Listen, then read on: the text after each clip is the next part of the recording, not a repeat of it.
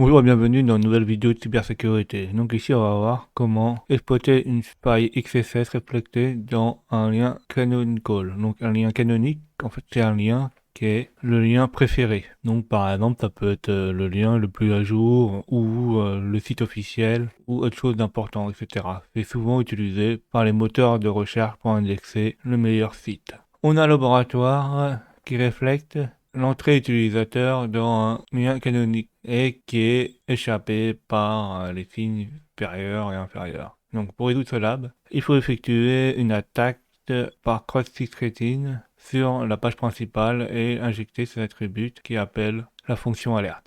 Donc, pour assister cette exploitation, il faut, suivant en fait, ça va dépendre du système d'exploitation ou du navigateur. Donc, pour appuyer sur Alt-Shift-X, CTRL-Alt-X ou Alt-X. Alors, ici, on dit que cette solution du laboratoire n'est que possible sur Chrome. En fait, c'est pas vrai. Elle peut être possible sur Firefox, ou Safari ou Edge, mais il faut s'en renseigner sur quel type de touche il faut appuyer et sur quelle version du navigateur on a. Ça peut changer et aussi le système d'exploitation peut aussi avoir un effet. Par exemple, si on est sur un système d'exploitation de type macOS X ou de type des systèmes d'exploitation Windows ou Linux, il faut voir comment il faut faire. L'étape suivante, c'est d'accéder au laboratoire. Donc on clique sur Access the Lab. Une fois que ceci est fait, on accède à ce laboratoire-là.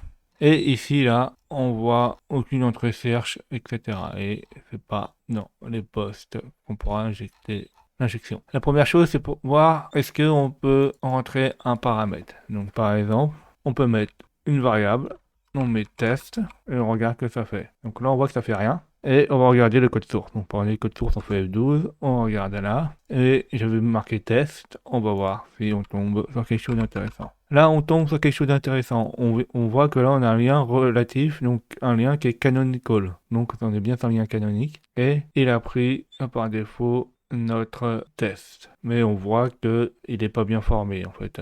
On a les doubles cotes et ça commence, ça a pas, c'est de la rajouter, ça l'a mis là, mais ça marche pas avec l'attribut. Donc faisons autre chose. Essayons de mettre une injection. Par exemple, on met une injection, on essaye de sortir de la cote, double cote en mettant une cote. On fait par exemple on click. Donc là c'est quand on va cliquer dessus, est égal à l'alerte. Donc par exemple on avait dit une alerte. Donc on fait par exemple alerte 1 et on valide. Là on n'aura plus de chaîne test. Donc on peut mettre la chaîne alerte par exemple. Donc là on va mettre la chaîne alerte 1. Alors là on voit qu'on a le on-click, on a alerte égale 1 et on a une cote. En fait la cote elle est mal posée. En fait il nous met la double cote là, donc c'est pas bon. Donc en fait il doit manquer une cote qui fait qu'il ne le met pas au bon endroit. Donc rajoutons une cote. Donc on va la mettre devant l'alerte et on va voir si ça fonctionne. On recherche notre alerte 1.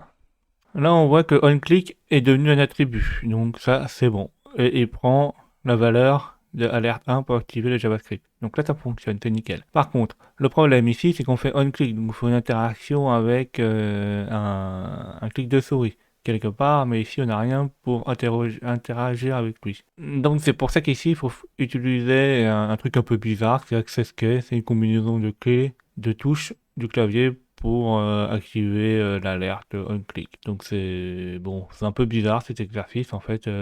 On nous dit de faire ça parce qu'une personne normale va pas faire une touche compliquée. Et en plus, le problème, c'est que là, les touches divergent suivant le type du navigateur, la version du navigateur, le type des systèmes d'exploitation, etc. Donc, même si on dit par exemple sur le site web, par exemple, appuyer sur telle touche, c'est pas sûr que ça marche à 100%. Mais bon, ça nous apprend qu'on peut exploiter une faille XSS même s'il n'y a pas d'interaction directe ou même si c'est caché. Si on voit par exemple pas par exemple d'entrée, c'est possible de faire. Donc on va voir activer l'access key. Donc comment on fait?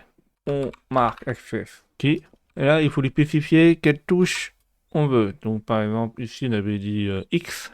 On laisse le on click et égal alerte. Donc là quand on va cliquer par exemple sur CTRL Maj X ou Alt X suivant les navigateurs ou autre chose, suivant le tableau, ça devrait faire une alerte. Donc, validons ceci pour voir ce que ça fait. Ah, donc ici ça fonctionne pas parce que j'ai simplement oublié de mettre le petit code qui est là. Donc là, on a bien mis access key égale on-click, tu vas activer le on-click. Donc recommençons. Donc là, ça fonctionne. Là, notre laboratoire est résolu, mais on n'a pas vu l'alerte activée. En fait, il a dû juste regarder si dans Code Source on avait l'access key ou un autre moyen. Donc là, on va l'activer. Par exemple, ici, là, moi, je suis sur une version Paro Linux, navigateur Firefox. Donc, c'est un Linux sous distribution Debian. Donc, pour activer, si vous êtes sur Firefox, c'est une distribution Linux. Si vous êtes sur une distribution Linux, il faut faire Alt, Shift, X, et là, on a le pop-up qui apparaît. Merci d'avoir vu cette vidéo. N'hésitez pas à mettre des pouces bleus et à vous abonner.